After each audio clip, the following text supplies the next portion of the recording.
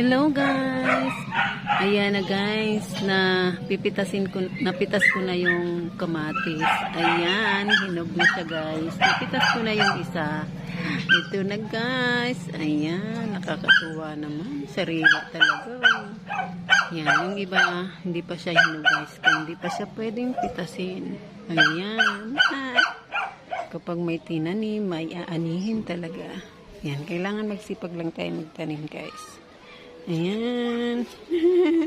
Nakakatuwa. Ang laki niya kay Sue. O, diba? Meron na ako panghalo sa lulutuin ko bukas. Ayan. Ang laki pa niya guys. O. Ang laki. Nakakatuwa. Marami ako dyan tumubo na kamatis guys. Magtatanim. Itatanim ko ulit. Ayan. Ayan. Kaya kayo